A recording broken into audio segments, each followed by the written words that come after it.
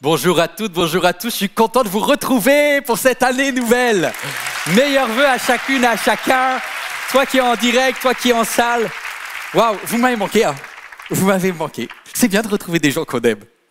J'aime bien. Alors, j'ai pas eu le temps de vous faire tous la bise et j'arriverai pas parce que vous êtes juste plus de 4000 là, de gens sur le week-end. Mais, et puis sans compter les milliers que vous êtes en ligne. Mais waouh, ce que j'aime, c'est l'humain en fait. On peut aller dans le monde entier, voir les plus beaux paysages, vivre dans un espèce de paradis terrestre. Vous étiez pas là et vous m'avez manqué. Et vous allez voir aujourd'hui, je vais vous le prouver, que c'est sincère, ça vient du cœur, c'est pas des phrases commerciales. Parce que lorsque j'étais dans un petit paradis, parce que je suis passé par un petit paradis, avec ma femme, mes 2 enfants, grâce à cette pause, qu'on appelle ici Shabbat de 3 mois, j'ai pu passer 3 semaines dans un camping-car aux États-Unis. On est parti de New York. Bon, j'avoue que j'avais un peu vu grand au niveau du trajet, donc on a carburé. De New York jusqu'à Los Angeles. Avec 2 ados dans un minibus comme ça, c'est une expérience géniale. Et on est passé par tous les plus beaux États américains du Sud, direction la Floride, la Louisiane, si ça fait rêver certains, le Texas, remonté au Colorado, redescendu en Californie, Malibu et tout. Bon, Malibu, on l'a pas vu, c'était nuit, on s'est raté, c'est pas grave. En tout cas, j'ai vécu un moment merveilleux, mais quand tu as le temps de te poser, ton cerveau, il ose se poser les questions que jamais tu lui permets de prendre ce temps-là pour réfléchir sur ta vie. Et là, je me suis posé la question, mais en vrai, c'est quoi mon moteur dans la vie? Pourquoi je suis sur la terre? Et à Noël dernier, j'ai eu un moment cœur à cœur avec mes neveux et nièces que j'aime énormément. Ils ont tout dans la vie. 20 ans, 25 ans, c'est les belles années, tu vois, où tu as tout l'avenir qui s'ouvre à toi. Ils sont beaux, intelligents, en plus ils ont bien réussi leurs études, ils ont des opportunités de stage ou de travail dans des grandes entreprises. Waouh, franchement, la vie qui coche toutes les cases de ce que tu voudrais. Eh bien, alors qu'il était 2 heures du matin, parce qu'on avait un petit peu le temps de parler, tu vois, je leur ai dit, au fait, j'ai une seule question à vous poser. Pourquoi es-tu sur la terre? Le pourquoi en anglais, c'est why. Quelle est ta raison de vivre? Alors, je fais une petite pause là. Vous qui êtes devant votre écran, vous êtes en sécurité, mais tous ceux qui sont dans la salle, sans regarder les caméras, en me regardant moi honnêtement et droit dans les yeux, qui est capable de répondre à cette question rapidement? Si je te pose la question, quel est le sens de ta vie sur la terre? Pourquoi es-tu sur terre? Levez-vous si vous êtes capable de donner la réponse, maintenant.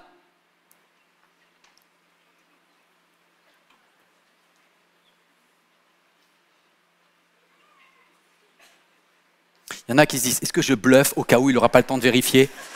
Réinstallez-vous. Honnêtement, sur plus de 1000 personnes, allez, on n'a même pas une centaine. J'ai envie de dire à la centaine, soit vous êtes des menteurs, soit partez. Ce message ne vous concerne pas. Le titre de mon message est « Si tu veux donner un sens à ta vie sur la terre ». Maintenant, si tu es en ligne, tu es connecté, reste connecté. Si tu veux donner un sens à ta vie sur la terre, why? Pourquoi es-tu là? Alors que je suis en train de conduire mon camping-car, je passe par cet État des États-Unis du Sud où il y a énormément de chrétiens, qui est le Texas. Et il y a une caractéristique au Texas, c'est l'endroit où il y a le plus de méga church. Tu as des grandes églises de la taille d'MLK avec des bâtiments, avec des gens comme MLK, partout, partout, tu en as partout. Dans tous les coins de rue, tu as des très très grandes églises. Donc du coup, je suis avec mon camping-car et là, on est au mois de novembre, il fait beau, il fait chaud. C'est le paradis, tu vois. On conduit tranquille, entre 2 burgers, bref, la belle vie. On passe devant une méga church et là, je m'arrête et c'est une méga church, on parle un petit peu et en fait, c'est une méga church, je recherche un pasteur. Non, n'ayez pas peur. Il n'y a pas de truc bizarre. C'est une méga church, je recherche un pasteur. Et d'ailleurs, ils sont en contact avec un pasteur européen d'un pays d'Europe du Nord et c'est un pasteur en second, etc. Et là, je rentre dans le camping-car et j'ai mon fils, un ado intelligent, qui dit « Papa, sais, comme il vous aime, parce que c'est quelqu'un qui est comme bien élevé, tu vois.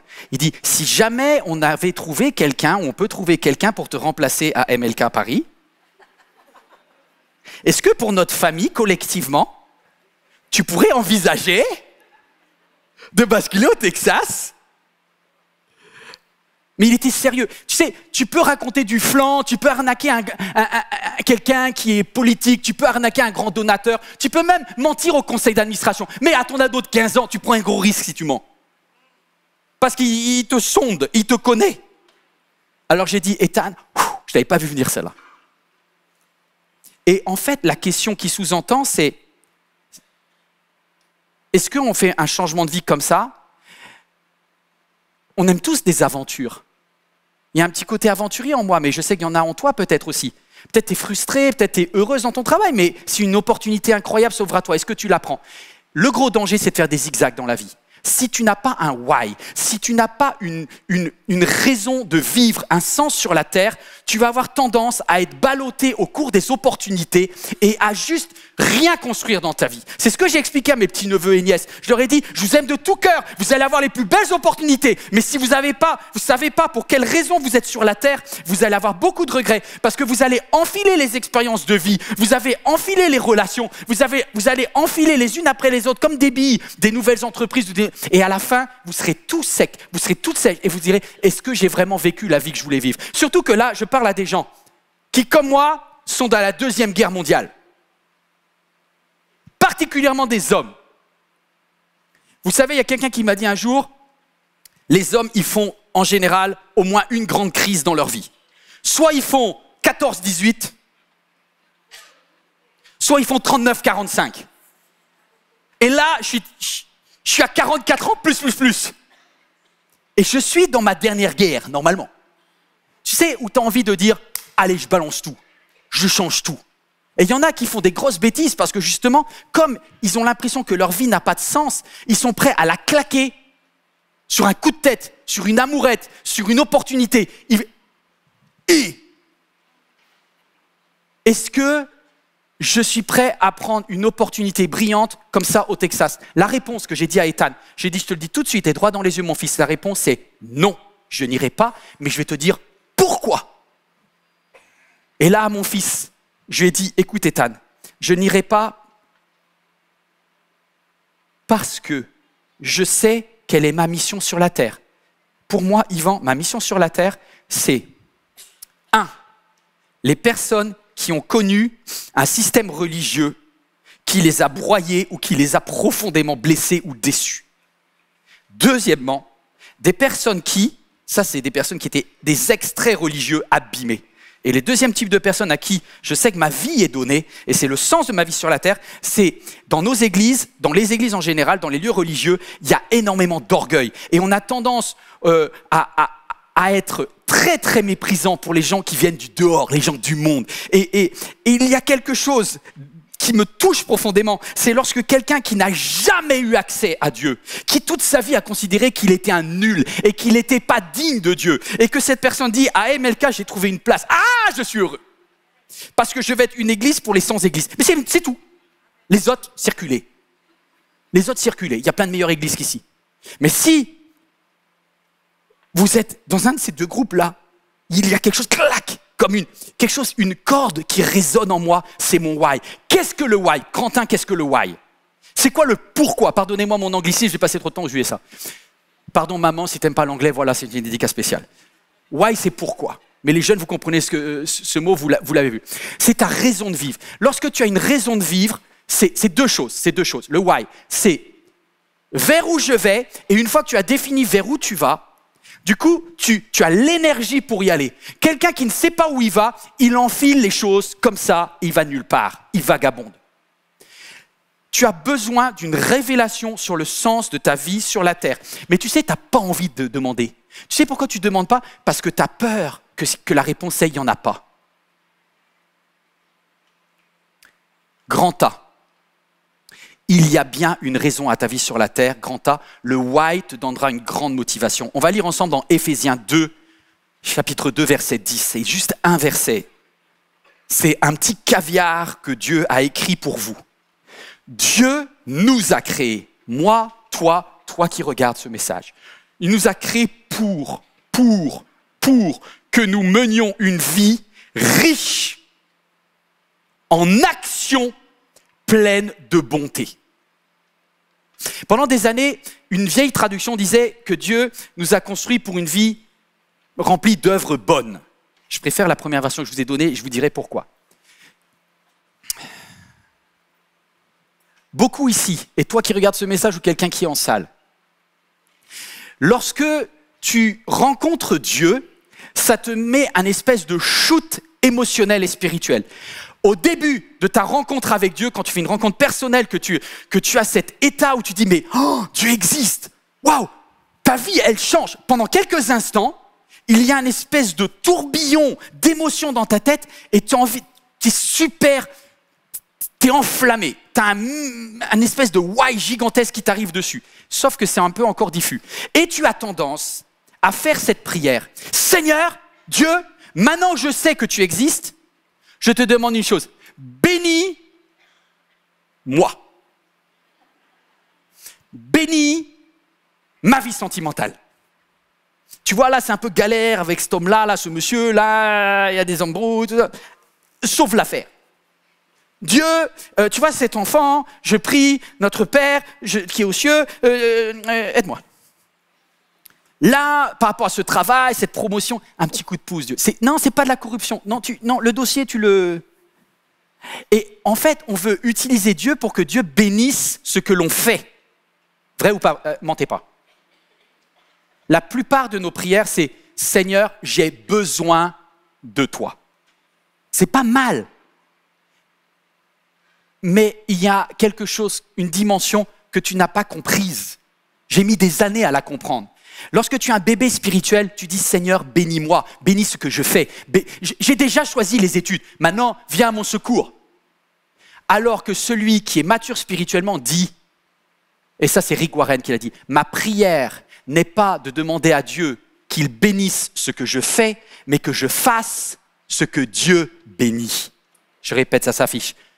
Ma prière n'est pas que Dieu bénisse ce que je fais, mais que je fasse ce que Dieu bénit. Pourquoi ? Parce que si tu commences à faire ça, déjà tu t'alignes avec Dieu et tu fais vraiment la fameuse prière du Notre Père en disant que ta volonté soit faite dans mon petit corps et sur cette petite terre comme tu veux qu'elle soit faite au ciel.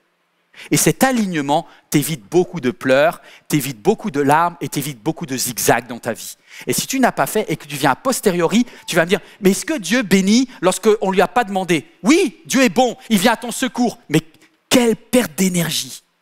Bien sûr que même dans un mariage, dans un choix de carrière, dans un déménagement, dans le choix d'une église où on n'a pas demandé à Dieu, Dieu souvent dans sa bonté, parce qu'on a un bon Père céleste. Et quand bien même on se plante, il vient à notre secours, il dit « Oh là là, je te voulais pas là, si tu m'avais demandé, je t'aurais dit non, mais maintenant que tu y es, je vais pas te laisser. » Et souvent Dieu m'a repêché de situations très mal embarquées parce que Dieu est bon.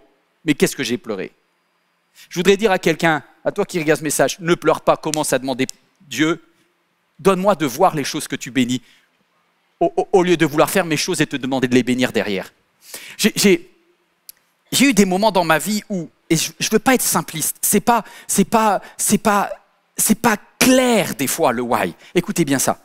Même quand tu fais des œuvres bonnes, tu as des échecs. C'est pas puisque Dieu était, tout va aller bien.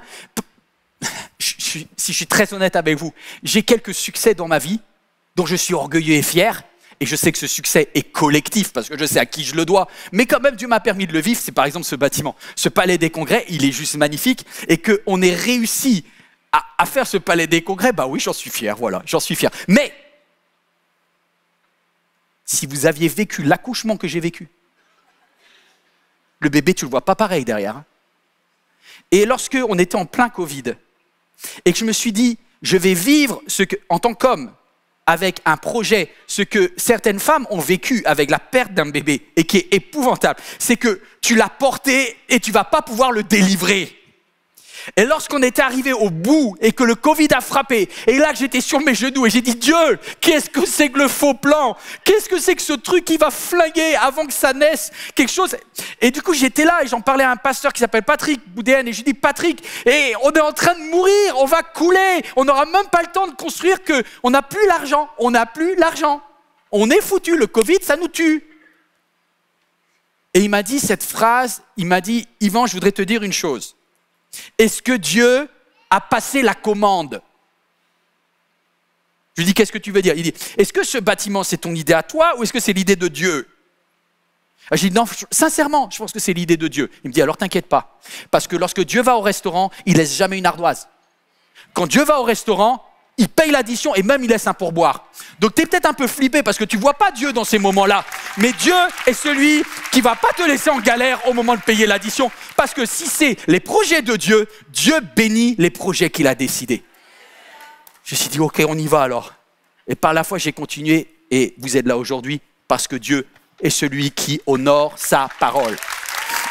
Voilà. C'est plus facile d'applaudir maintenant, hein? Il y a 3 ans, on aurait moins applaudi. Deuxième chose que je voudrais, grand B, pour qu'est-ce que le why? Si tu n'as pas un why, sans une raison de vivre, tu dysfonctionnes. Tu dysfonctionnes. Tout être humain, lorsqu'il ne sait plus pourquoi il vit, il y a un moment où il est en risque. Oui, toi, tu es en risque. Toi, tu es en risque de dysfonctionner. Même moi, je suis en risque de dysfonctionner. Grâce à vous, pendant 3 mois, c'était la première fois en 20 ans, hein, pendant 3 mois, je n'avais pas à aller à l'église MLK. J'étais payé à rien faire. Je vous dis franchement, c'est un kiff total. Merci. Mais, le premier mois, une régalade. Plus de pression, plus d'emails, plus de messages à préparer, plus rien, plus de problème. Juste moi, le soleil, les poules. Mes enfants, le camping-car. Et au bout d'un moment, écoute bien, je suis très honnête avec vous, ça on ne vous le raconte pas en vrai. Au bout d'1 mois et demi, on revient des USA. Et j'ai quoi? Rien à faire. Donc je m'installe dans mon canapé et je regarde Netflix. Alors, j'ai toujours aimé regarder une petite série, peut-être vous aussi. Tu sais, d'habitude, j'étais toujours en train de compter quand est-ce qu'il finit l'épisode, 47 minutes, c'est bon. Je regardais un épisode. Là, j'ai fait un épisode, 2 épisodes, 6 épisodes, 9 épisodes, série 1. J'ai dit, qu'est-ce que je fais demain? Saison 2, un épisode. Qu'est-ce que je fais mercredi? Saison 3.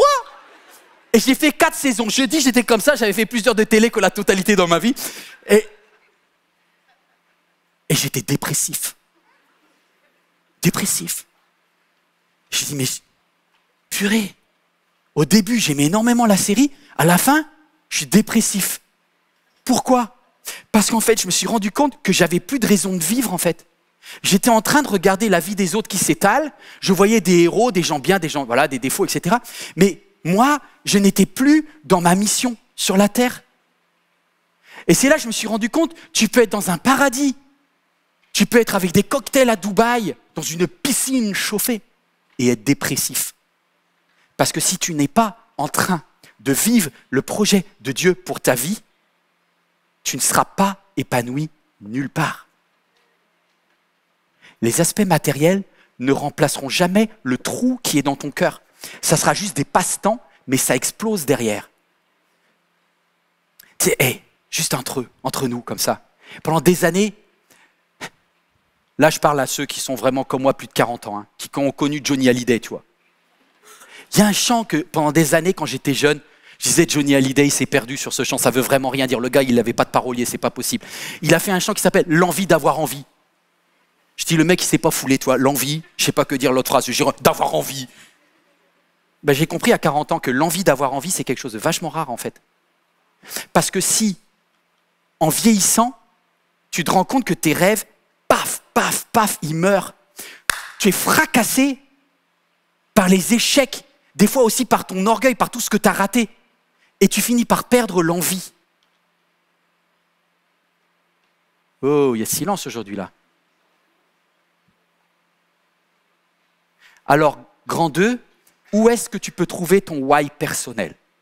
Et je parle à chacun ici. À toi qui regardes ce message, où est ton why personnel?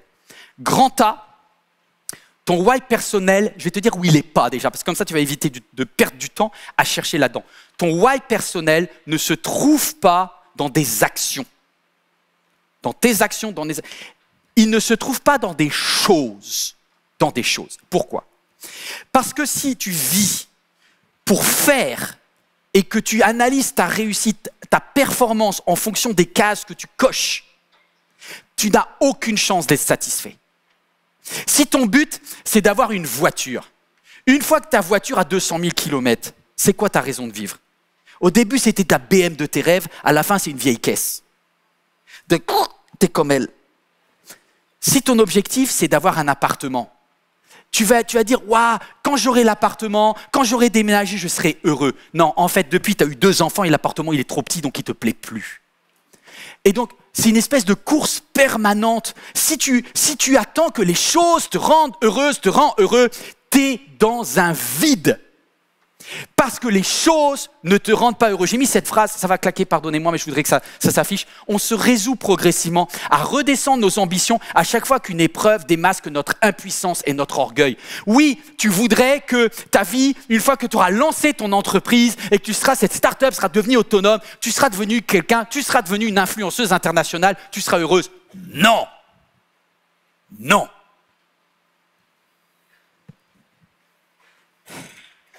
Tu vois la vie de ces gens-là et tu l'admires en disant « si j'étais comme eux, j'aurais… » C'est pas vrai, c'est pas vrai. Fréquente un peu ces stars-là, tu vas voir qu'il y a autant de cachets antidépresseurs qu'ailleurs. Hein. Écoute-moi bien, écoute-moi bien. La plupart d'entre nous, on a l'impression de voir la vie des autres qui s'affichent sur Instagram et sur TikTok et on croit que c'est vrai, mais on sait que c'est faux, mais on est bête, on continue à croire que c'est vrai. C'est que du flan. C'est que du flan. La fille, elle est avec son chéri, bisous. En vrai, ils ont cassé des assiettes 3 minutes avant et ils vont divorcer dans 2 heures. Et tu ne le sais pas, ça. Sauf que pour pouvoir vendre un poste, ils t'ont mis la photo où ils sont en train de se faire un bisou. Le dernier bisou, en fait, il datait de l'année dernière. D'accord? Donc, arrête de croire les mensonges et la vie des autres. Du coup, toi, dans ta vie, tu as tendance, en vieillissant, je ne parle pas à des jeunes de 15 ans, ni à des jeunes de 20 ans, là. Je parle à des vieux comme moi de 40 ans, là, et plus.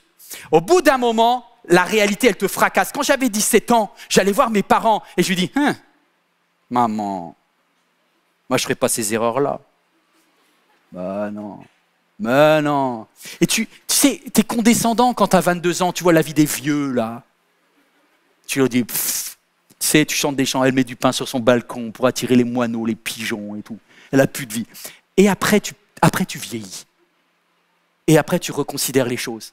Et tu te rends compte que tu n'es pas du tout meilleur que les anciens, que la maman en Guadeloupe que tu as méprisée, à qui tu n'as dit pas beaucoup merci, en fait, c'était vraiment une sacrée dame. Toi, tu lui donnais des leçons parce que… Quand tu vieillis, tu rabaisses tes standards, tu rabaisses tes rêves parce que tu commences à avoir tes défauts. Et puis, tu as une tentation. Écoutez bien, je suis très honnête avec vous. La tentation, c'est soit de se noyer dans le travail pour pas trop penser. Tu fais des heures sup et tu noies dans ton travail. Et il y a beaucoup de gens, beaucoup d'hommes d'ailleurs, qui se noient dans le travail parce que ça t'évite de penser. Je suis content que tu n'aies pas éteint ton écran encore. Persévère un peu. D'autres, ils basculent non pas dans le travail, mais dans ce que j'appelle la mélancolie d'une vie imaginaire. Tu te crées un avatar dans la tête de la personne que tu rêverais d'être. Et tu fais voyager cette personne dans des mondes imaginaires dans lesquels la personne check toutes les choses que tu n'as pas checkées. Mais dans les 2 cas, quand tu arrives à la fin de ta vie, tu dis « Mais en vrai, pourquoi j'étais sur la Terre ?» Alors je vais te dire, grand B, où est-ce que tu vas trouver la réponse à ton why? Grand B, la cachette secrète. Donc ce n'est pas dans les choses. Parce que si le why était dans une carrière, était dans des biens matériels, était même dans un type de mariage, non! Où est-ce qu'est le why? En vrai, tu le trouves quand Jésus a dit une seule phrase. Jésus t'a dit, tu sais tous les commandements, tous les conseils que les gens vous donnent, je vais vous dire, je vais tous les résumer, il n'y en a qu'un. Comme ça, vous gagnez du temps. Jésus a fait le résumé. Il a dit, tu aimeras le Seigneur ton Dieu et ton prochain comme toi-même. Celui qui a compris ça a tout compris. Le why, il est là. il est quelque part entre toi, Dieu et les autres. Et c'est vers là, c'est pas dans les choses, c'est dans les êtres que se trouve le why. Beaucoup d'entre nous, vous allez voir, je vais essayer d'affiner parce que c'est quand même compliqué ce que je vous dis. Beaucoup d'entre nous, on fait cette erreur et l'épître de Jacques, ben c'est pareil, ça m'a un peu piqué, mais je vais vous le lire aussi parce que vous avez besoin de ça aussi. Jacques, il dit, vous n'avez pas ce que vous désirez parce que vous ne demandez pas à Dieu. Ça concerne une partie de ceux qui sont là. Et il dit, il y a une deuxième catégorie de personnes.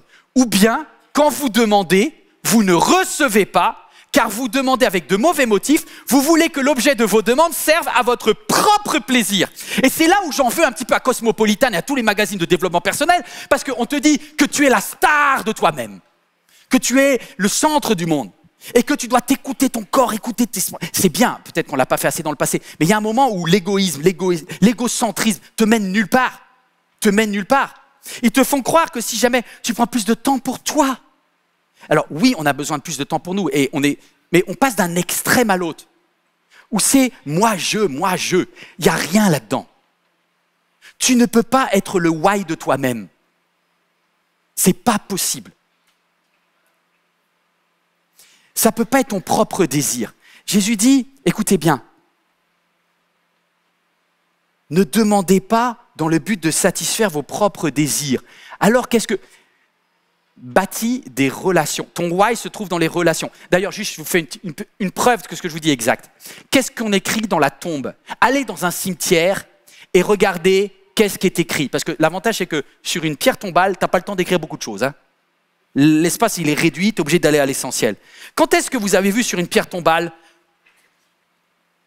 a fondé une entreprise du CAC 40, a été une influenceuse TikTok reconnue? Non, tu vois sur la pierre tombale, à ma femme bien-aimée. Tu vois sur la pierre tombale, à cette mamie qui nous a tant aimés. Tu vois sur la pierre tombale, à ce fils qui est parti trop tôt et qu'on aurait voulu aimer davantage. Des choses comme ça. Est-ce que je parle à quelqu'un? On a oublié l'entreprise, on a oublié le travail, on retient les relations. Est-ce que tu comprends que ton why se trouve dans les relations? Écoutez-moi bien, je suis très honnête avec vous. MLK n'est pas mon why. C'est pas ça. Parce que si MLK disparaissait, ma vie ne s'arrêterait pas. Le why, il est lié à des personnes. Alors vous allez me dire, mais c'est quoi? C'est qui? Mon why, c'est... Justement, le why, c'est pas un quoi, c'est un qui. Jésus, il a dit à un moment, ils n'arrêtaient pas de l'embêter, là, il dit, Jésus, montre-nous le Père, on veut voir Dieu le Père, on veut voir Dieu le Père. Et Jésus leur a dit, je vous arrête tout de suite. Je suis le chemin, la vérité et la vie. Nul ne vient au Père que par moi. C'est relationnel. Le Père n'est pas un objet. Le Père, il est relationnel. Oh, est-ce que vous êtes là ou pas? Et est-ce que tu comprends? Je sais que c'est pas évident, mais c'est relationnel. Je voudrais dire à quelqu'un, le why, pardon de faire de l'anglais, c'est un who. C'est un qui. Et où tu dois chercher ton why dans le où. Who. Bon, pardon, ceux qui n'ont pas vu le jeu de mots, c'est pas grave. Ceux qui n'ont pas fait d'anglais. Mais c'est vraiment le who qui compte. C'est à qui tu es destiné. Ah, vous allez me dire, pasteur, j'arrive pas, c'est encore trop abstrait. Attendez, j'arrive. Là, je vais parler plutôt à des femmes, parce que moi, je ne suis pas un pro en maroquinerie, mais vous avez des différentes marques. Vous pouvez acheter un sac à main de base, et il est très bien, il fait l'affaire, il est très efficace. Mais vous pouvez aussi avoir un Louis Vuitton. Pourquoi Louis Vuitton, c'est différent de Roger je sais pas quoi? Parce que le Louis Vuitton, tu dis, mais les deux c'est du sac, les deux c'est du cuir. Il n'y a pas de différence. Les deux ont la même fonction, les deux ont les mêmes actions. Mais la différence, c'est que Louis Vuitton, il a pensé le sac. C'est un même sac, mais il l'a pensé. Il a été travaillé. Il y a eu du design, il y a eu de la réflexion. Il y a des personnes qui ont dit, si on change un tout petit peu ça, Louis Vuitton met une excellence. Louis Vuitton met il y a un surplus d'âme là-dedans. Sinon, tu ne payerais pas 8 fois plus cher le truc. Tu peux avoir du maquillage made in China que tu achètes chez Shine ou chez Temu. Mais tu peux avoir aussi un truc L'Oréal marqué, brandé. Pourquoi? Parce que L'Oréal, ils ont travaillé un service qualité qui a vérifié que on veut surtout pas que nos clientes aient une allergie. On veut surtout pas qu'il y ait des effets secondaires négatifs. Donc ils ont pris des dizaines de produits et ils ont sélectionné celui-là correspond le plus à notre raison d'être de L'Oréal. Et une fois qu'on est prêt, on va mettre un sigle et là on va marquer ceci est L'Oréal, ceci est LV, Louis Vuitton, ceci est la marque. C'est ça ton why. Ton why, tu peux faire les mêmes choses que les autres sur la terre, mais tu le fais pas avec la même signature. Le why, c'est ta signature. Tu vas aimer les gens pareils. Peut-être il y a quelqu'un qui est infirmier en cancérologie. C'est une vraie raison de vivre. Mais c'est pas l'hôpital qui est ta raison de vivre. C'est ce patient-là. Pendant le temps où tu es là, parce qu'il représente tous ces patients et que ça résonne dans ton cœur. Ok? Vous êtes toujours là ou pas? Le chemin du why passe par le who. Quitte le monde des choses et rentre dans le monde des humains. Et je vais te dire quelque chose. C'est qu'avec un peu d'expérience et avec la chance d'avoir déjà apporté ce message hier soir, je me suis rendu compte de quelque chose. C'est que le why se forge dans le creuset de la souffrance et dans les flammes où tu pleures 9 fois sur 10.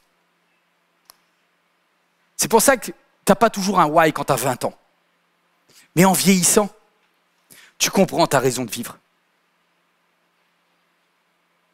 Je me suis interrogé, moi à titre personnel, je vais vous donner mon exemple. Désolé de parler de moi, mais je voudrais donner vos exemples, mais je n'ose pas des fois être intrusif. Pourquoi Dieu a permis que je sois né dans une secte? Moi, pendant des années, je me suis dit, ça aurait été quand même plus simple de naître dans une église normale, quoi. Il y a plein de belles églises sur la terre. Mais Dieu a permis que je sois dans un environnement où il y avait des abus. Il y avait des belles choses, mais il y avait beaucoup d'abus. Et j'ai vécu ça, et ça m'a marqué au fer rouge. Et donc, du coup, pendant des années, je me suis dit, mais qu'est-ce qu'aurait été ma vie si jamais j'étais né dans une famille dans laquelle il y avait pas cet environnement religieux qui avait été terrible et qui m'a marqué quand j'étais petit. Je vais vous dire quoi. Si j'étais pas né là, je n'aurais pas un cœur pour tous ceux qui viennent d'un environnement spirituel carcéral. Pour tous ceux qui ont été cassés, qui ont été abîmés au nom de Dieu, que ce soit dans une église ou dans un autre lieu religieux. J'ai à cœur pour tous ceux qui un jour ont trop prié, ont abîmé leurs genoux, et c'est à eux que ma vie sera dédiée. Et si vous n'êtes pas concernés, voyagez. Mais moi, ce qui m'intéresse, c'est vous. Pourquoi? Parce qu'il y a quelque chose en moi. Souvent, Dieu, dans les plus grandes blessures de ta vie, écoute bien, là où tu as dit « Dieu, t'es où ?» Dieu était en train de graver cette signature dans ta vie. Oh. Cette signature qui fait que tu es unique. Qui fait que tu es unique.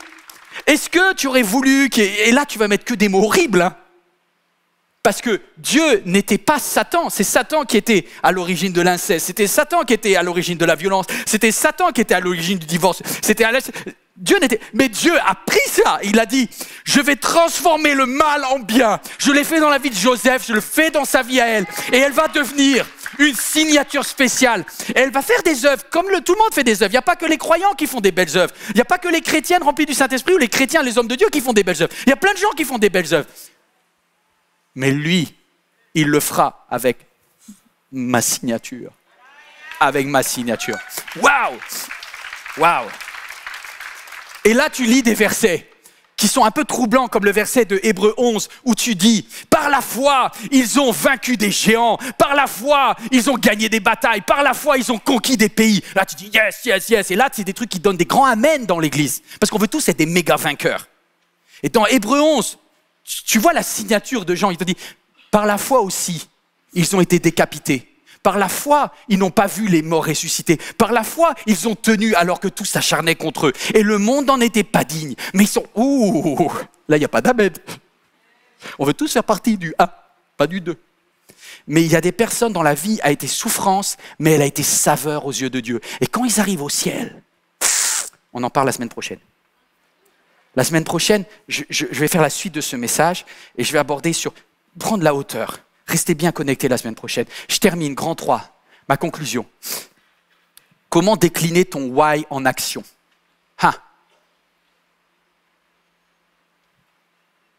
Lorsque tu commences à voir ta signature, moi je ne l'ai pas vue tout de suite. Hein. Ma signature, j'ai mis du temps à la comprendre en fait. Mon why. quand je me suis tourné vers les autres, en me connectant avec Dieu et en me tournant vers les autres, j'ai vu apparaître progressivement ma signature. La seule question qui reste, c'est est-ce que tu es prêt à en payer le prix? Il va falloir, grand A, que tu travailles ton projet. Merci d'être resté accroché à ce message, merci d'être resté là. Travaille beaucoup plus un projet de vie réalisable. Arrête de faire des projets inatteignables, commence par des choses simples et carrées. Un objectif à 3 jours, un objectif à 3 mois, un objectif à 3 ans. Je vous ai dit quel est mon why. Mon why, c'est ces 2 types de personnes. Pour les autres, il y a mieux ailleurs. Alors du coup, je vais vous dire mon objectif à 3 jours. Vous allez dire, ah d'accord. Mon objectif à 3 jours, c'est faire du vélo elliptique. Et quel est le lien entre le fait de prendre soin des gens qui ont été blessés dans d'autres églises ou qui n'ont jamais entendu parler de Dieu et le vélo elliptique? Si je ne prends pas bien soin de mon corps, qui est un how, qui est un moyen, je n'arriverai jamais à aller vers mon but. Donc du coup, mon seul objectif à 3 jours, c'est de bien prendre soin de ma santé pour pouvoir durer dans mon why. À 3 mois, mon objectif, c'est de solidifier ma communion avec Dieu en m'étant plus régulier dans mes temps spirituels, notamment le jeudi, en développant des puissances 7 avec Dieu, où je grandis, où je grandis, où je grandis. Ça, c'est tout. C'est pas foufou, hein, mais c'est réalisable. Ça sert à rien que tu t'enflammes avec des trucs en janvier où tu dis au nom de Jésus, je vais faire 14 jours de jeûne, 19 jours de prière, machin. Bon. Déjà, je ne suis pas sûr que tu finisses janvier. Et en février, tu seras au fond du trou en disant « je suis vraiment sous-nul en fait ». 3 jours, 3 mois, 3 ans. Si tu es capable de voir un projet de vie à plus de 3 ans, tu es un champion, hein, parce que moi, je suis impossible à plus de 3 ans. Hein. Alors, je voudrais terminer avec un grand B. Y a-t-il un bon timing pour commencer? La réponse, elle est très claire. Le seul bon timing, c'est maintenant. Parce que si tu attends, ouais, moi je veux une connexion céleste pour qu'ils me disent quel est mon appel intersidéral, tu n'auras jamais la ligne. Tu n'auras jamais la ligne. Parce que Dieu dit, je t'ai déjà donné la grande image. Commence, aimer Dieu et aime ton prochain et tu commences à faire et c'est en faisant que je te révélerai le why. Parce que tu vas prendre tes blessures et tu vas me les apporter, tu vas transformer ta signature, tu vas bosser, tu vas investir en t'alignant. Et du coup, commence par faire une chose. Je vous ai dit que j'ai trop regardé Netflix. Bon voilà. Et dans la série, le héros, c'est intéressant. Le héros, en Angleterre, 18e, 19e siècle, des abus, de la pauvreté, de la misère, de l'injustice. Le héros, il se battait pour protéger, lutter contre l'esclavage, lutter contre le truc. C'est un héros, il est génial. Il rentre le soir, il est défoncé, il est épuisé. Et il recommence le lendemain, il se bat, il se bat, il se bat, il se bat, il se bat. Et à un moment, sa femme le prend entre 4 yeux et lui dit « Chérie, tu ne peux pas combattre toute l'injustice du monde entier. Mais tu peux te battre pour rendre juste le monde meilleur autour de toi. Tu peux te battre pour rendre le monde meilleur autour de toi. Dieu n'a pas dit « Tu aimeras le Seigneur ton Dieu et le monde entier comme toi-même. » Il aurait pu, hein, ça faisait classe. Il a dit « Tu aimeras le Seigneur ton Dieu et ton prochain comme toi-même. » Ça commence par la caissière du supermarché. Ça se prolonge par la dame de l'immeuble. Ça continue par le chauffeur du bus. Ça se persévère dans cet enfant que tu élèves, peut-être seul. Ça se continue dans cette entreprise dans laquelle tu mets un souffle de bonheur alors que tout le monde tire la tête au boulot. Et en fait, tout ça, c'est des how, c'est des comment. Mais le why, il est autre. Et c'est ta signature spéciale, c'est ta touche. Vous êtes toujours là ou pas? Oh! Tu ne pourras pas sauver le monde entier, mais commence par là où tu es. Est-ce que les gens de ton entourage proche, ils se disent, elle a quelque chose de plus? Cette signature. Je dois vous dire une dernière anecdote parce qu'elle m'a touché. Un jour, peut-être parce que je suis de Bretagne, et en Bretagne, on a des marais, on a des plages, des grèves magnifiques. Et quand j'étais petit, j'ai découvert ce que c'était des étoiles de mer. Vous savez, ce petit mollusque, il est incroyable. Une étoile de mer, c'est tellement beau, c'est tellement fragile. Si elle est dehors de l'eau pendant quelques heures, elle se sèche et elle est morte en fait. Des petites étoiles de mer, en forme d'étoile, c'est très très beau. Et il y a cette anecdote que j'ai entendue, qui est un jour, un petit garçon est avec son papy sur une grande plage, un lendemain de marée haute et de grandes tempêtes. Et sur la plage, il y a juste un nombre incalculable d'étoiles de mer qui sont toutes sur la plage en train de sécher. Et devant le nombre d'étoiles de mer en ce lendemain de tempête, le petit garçon, il voit une étoile de mer, il la prend dans ses mains. Et son papy lui dit, laisse tomber chérie, il y en a beaucoup trop, tu ne pourras pas les sauver. Regarde, t'as toute la plage, t'es foutu. Et le petit garçon regarde son papy et de toutes ses forces, il prend l'étoile de mer et il la jette comme ça, le plus loin possible. Et il dit, peut-être papy, je ne pourrai pas toutes les sauver, mais pour cette étoile de mer, ça sera toute la différence. Tu comprends le truc ? Tu ne pourras pas sauver toutes les personnes autour de toi, mais pour cette personne, ça fera la différence. Et lorsque ton cœur, en fait, tu vas les rencontrer. Moi, je ne sais pas, mais bon, pardon, je n'avais pas prévu, mais par exemple, quand je vois Miège, gros bisous. Quand je vois Miège, qui est super fidèle à MLK, qui vient tous les dimanches avec sa chaise roulante. J'avais pas prévu de, forcément, désolé, je parle de toi, mais tu me donnes une énergie. Ma chère, tu me donnes une énergie, tu me donnes envie. Des fois, j'en ai marre d'être pasteur, mais quand je te vois, ça me donne trop envie. Parce qu'en vrai, je me dis, son sourire là, il me fait du bien. C'est pas moi qui l'aide, c'est elle qui m'aide. Parce que lorsqu'elle vient et que je la vois louer Dieu, tout à l'heure, je la voyais dans la louange, et je me suis dit, mais si Miège, avec sa vie et ses handicaps, elle passe tellement au-dessus. Il y a une signature de cette jeune femme. C'est une signature où elle est née pour louer Dieu. Elle est née pour célébrer son nom. Elle met de la bonne odeur partout où elle est. Alors, dis-moi quelles sont les frustrations de ta vie, parce que tu en as. Je termine. On a tous des frustrations, on a tous des rêves avortés, on a tous des choses qui n'ont pas été comme on rêvait d'être. Qu'elles soient, pardon. Mais tu as avec toi le Saint-Esprit. Le Saint-Esprit est là et il dit, je t'instruirai, je te montrerai la voie que tu dois suivre, je te conseillerai, j'aurai le regard sur toi. Sois pas comme un âne, un mulet, et on doit le retirer. Le Saint-Esprit dit, pose-toi. Ce début d'année, pose-toi. Réfléchis à ta vie. Why? Pourquoi es-tu sur terre?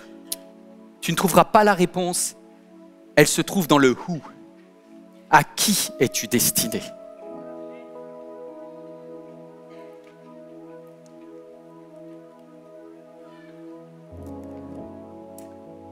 Ça ne meurt pas. Écoutez bien. Ta raison d'être sur la terre, elle te poursuit à toutes les étapes de ta vie. Il y a des personnes qui ont été tes amis, qui ont été tes proches, peut-être qui ont été ta famille, à qui tu étais très attaché. Mais il va y avoir un soir, il va y avoir un matin et elles ne le seront plus. Vous allez me dire, bah alors, j'ai plus de raison de vivre. Et c'est pour ça que des fois on fait des dépressions quand on perd des êtres chers. Ces êtres chers nous aident. Parce qu'en fait, c'est ces personnes-là qui nous permettent d'exercer notre raison d'être. Mais notre raison d'être voyage avec nous tout le temps de notre vie. Et cet amour que tu as donné à quelqu'un, Dieu l'a en réserve pour que tu le donnes à quelqu'un encore. Et cette signature de ta vie est spéciale. Quelle est la caractéristique qui voyage avec toi toute ta vie?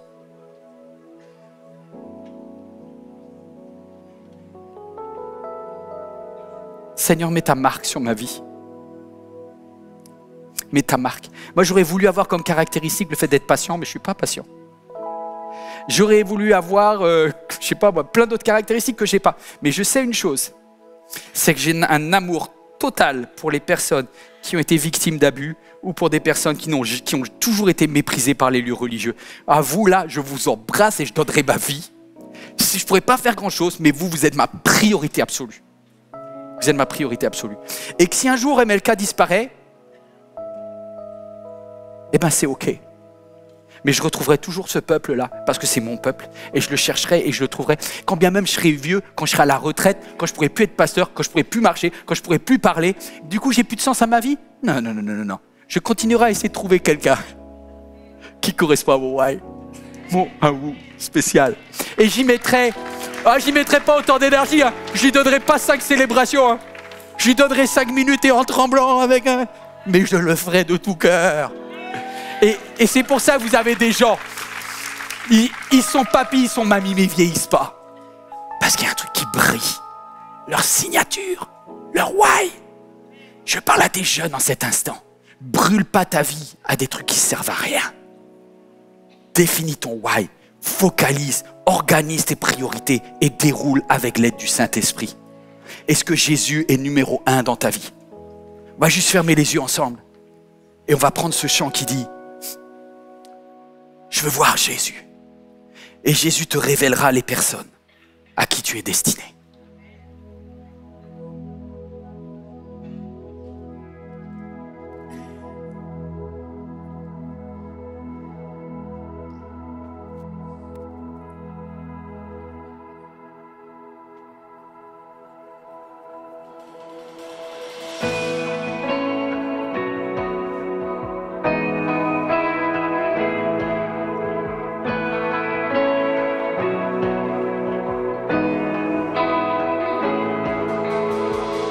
J'ai chanté tant de fois ces refrains à pleine voix. Mon cœur désire encore quelque chose de plus fort. Par mes hymnes et mes chants, proclamer la vérité, chanter ses louanges. Je veux voir Jésus. N'est-il pas merveilleux? N'est-il pas si puissant? N'est-il pas glorieux et toujours si bienveillant? Plus brillant que le soleil, plus grand que la tempête, fidèle à chaque instant. Oui, je veux voir Jésus. Entrons par cette porte qui nous mène vers toi. Saint oui, saint crient les anges, et les cieux se prosternent devant Jésus, le roi, à qui revient le trône.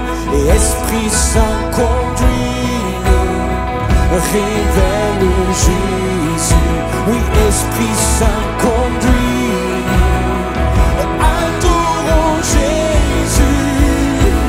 N'est-il pas merveilleux? N'est-il pas si puissant? N'est-il pas glorieux et toujours si bienveillant?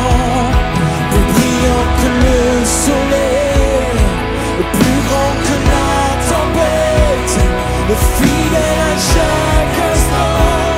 Oui, je veux voir Jésus. Oh, n'est-il pas merveilleux? N'est-il pas si puissant? N'est-il pas glorieux et toujours si bienveillant? Plus brillant que le soleil, plus grand que la tempête, fidèle à chaque instant. Oui, je veux voir Jésus.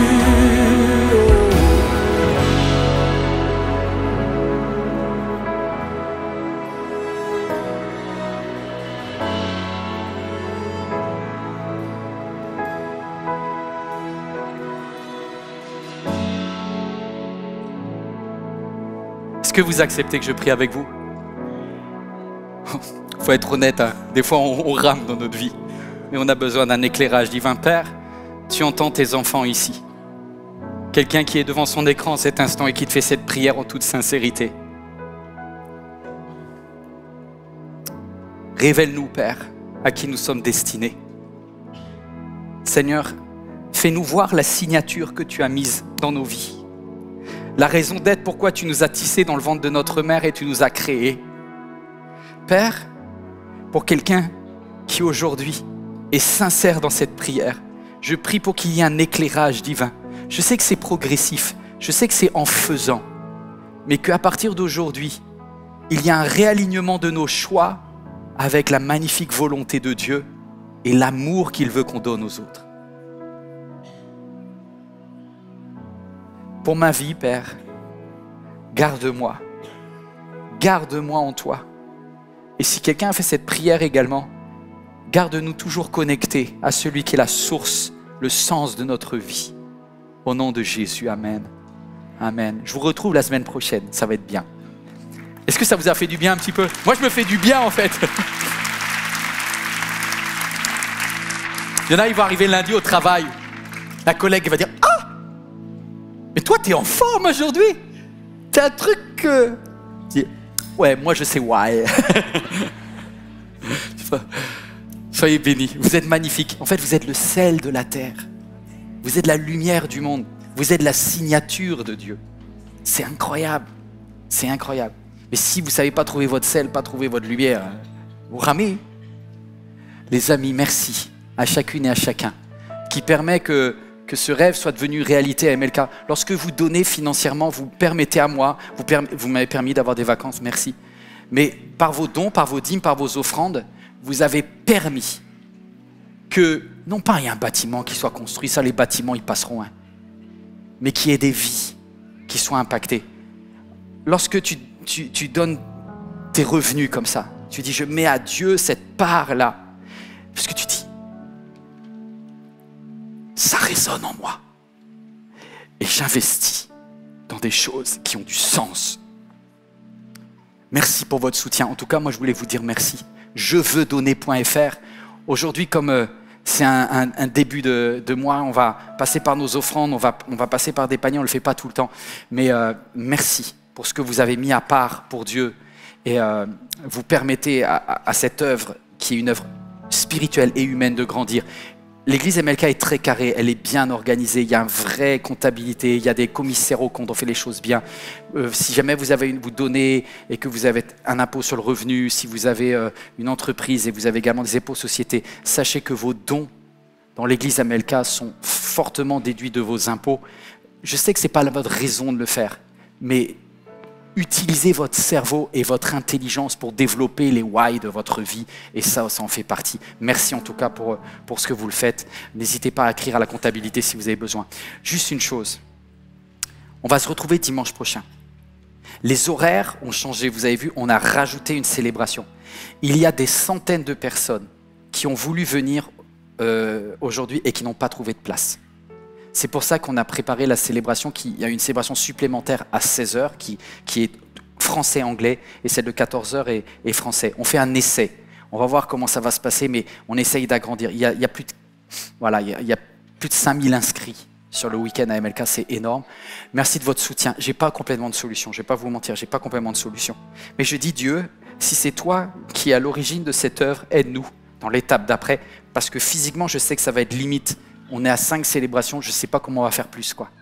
Donc n'hésitez pas à nous aider aussi, si vous avez à cœur de votre service, donnez un petit peu de votre temps, ça peut nous aider à agrandir. Rendez-vous le 1er dimanche de février pour tous ceux qui ont envie de servir Dieu, pour tout ce qui est en ligne. Merci de vos finances, ça participe énormément et ça fait une grande différence. Voilà. Et rejoignez une ambassade. Une ambassade, c'est un petit groupe MLK quelque part près de chez vous. Allez sur Église MLK ambassade et vous allez voir, il y a peut-être un groupe. C'est bien une fois par mois de faire l'église à taille humaine, et c'est ça MLK ambassade. C'est le même message, mais c'est à taille humaine. On mange ensemble et vous prenez la Sainte Seine ensemble. C'est topissime, c'est topissime. Alors je vous dis à la semaine prochaine, que Dieu vous bénisse. On peut se lever ensemble et on va juste célébrer Dieu une dernière fois. Merci à toute l'équipe de louanges pour votre travail. Est-ce que vous êtes prêts à louer Dieu? Soyez bénis. Excellente année à vous.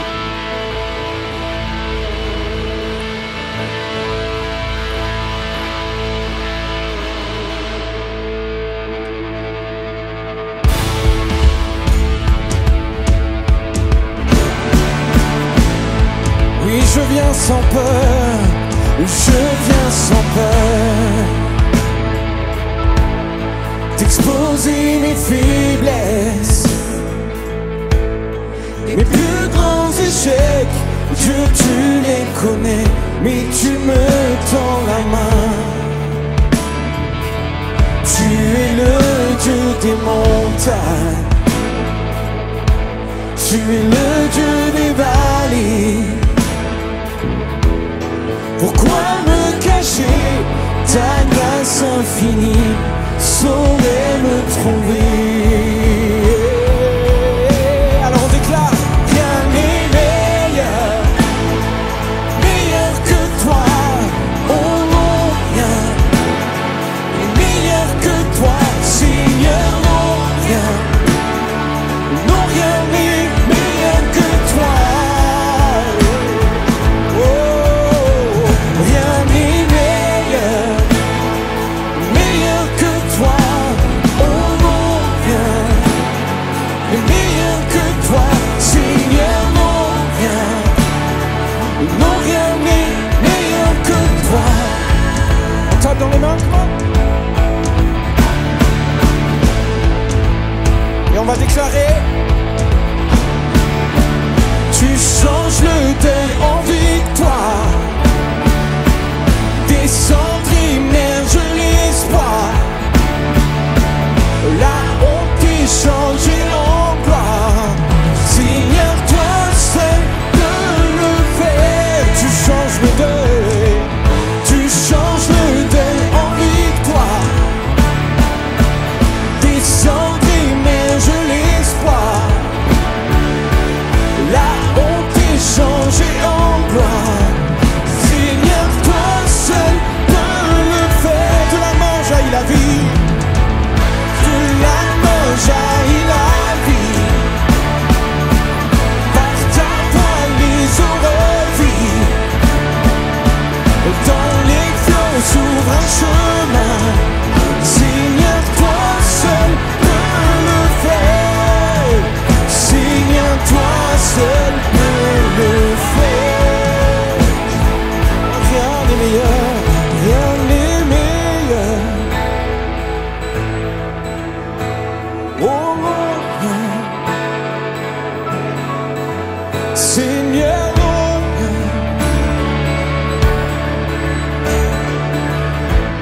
Allez, on le déclare encore ensemble. Rien n'est meilleur, rien n'est meilleur, meilleur que toi. Oh non, rien n'est meilleur que toi, Seigneur. Non, rien, non, rien n'est meilleur que toi. Et on proclame juste avant de repartir: il change le deuil en victoire, il change le deuil en victoire, des cendres émergent l'espoir, la honte est changée en gloire. Seigneur, toi seul peux le faire. De la main jaillit la vie, de la main jaillit la vie. Hey! Par ta voix les eaux revivent, dans les flots s'ouvre un chemin. Seigneur, toi seul peux le faire. Seigneur, toi seul, Seigneur, toi seul peux le faire. Seigneur, toi seul peux le faire. Oh, oh, oh, oh, oh, oh, oh.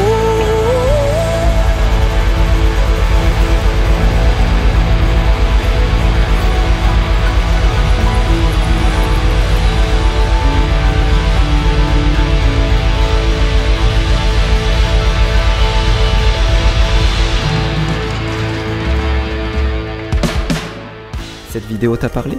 Clique sur j'aime. N'oublie pas également de t'abonner et de déclencher les notifications.